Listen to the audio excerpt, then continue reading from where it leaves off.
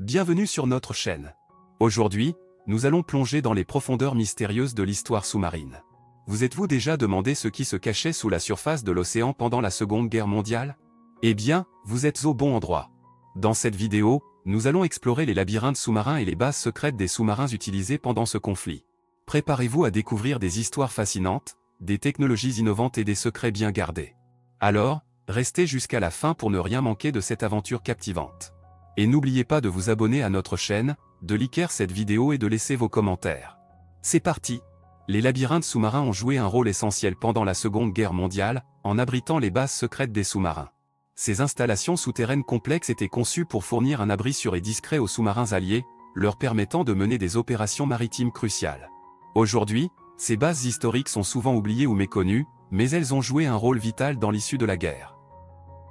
Les bases secrètes des sous-marins de la Seconde Guerre mondiale étaient dissimulées dans des labyrinthes complexes situés sous la surface de l'eau. Ces labyrinthes étaient conçus pour être difficiles à trouver, avec des passages sinueux et des salles cachées.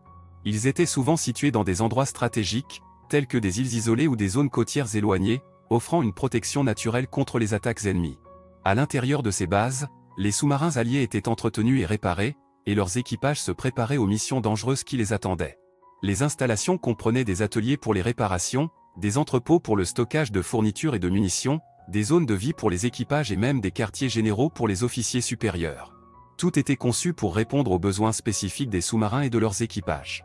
Un des exemples les plus célèbres de ces bases secrètes est la base sous-marine de Lorient, en France. Située sur la côte atlantique, cette base était utilisée par la marine allemande pour abriter ses sous-marins pendant la guerre. Elle était dotée d'un réseau de tunnels et de bunkers souterrains, conçus pour résister aux bombardements et aux attaques aériennes.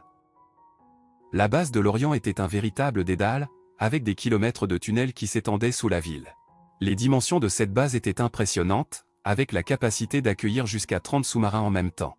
Les installations comprenaient des réservoirs de carburant, des cales sèches pour les réparations, des dortoirs pour les équipages et même des installations de loisirs pour les moments de repos.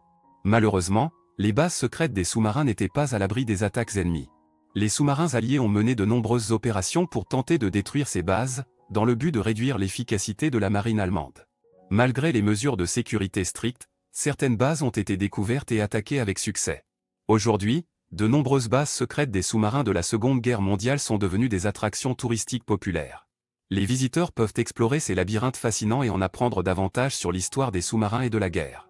C'est une occasion unique de se plonger dans le passé et de comprendre les efforts déployés par les forces alliées pour gagner la guerre. En conclusion, les labyrinthes sous-marins abritant les bases secrètes des sous-marins de la Seconde Guerre mondiale ont joué un rôle essentiel dans les opérations navales. Ces installations complexes ont permis aux sous-marins alliés de se préparer et de mener des opérations cruciales en toute sécurité. Bien que souvent oubliées, ces bases historiques méritent d'être explorées et préservées pour préserver la mémoire de ces héros méconnus de la guerre.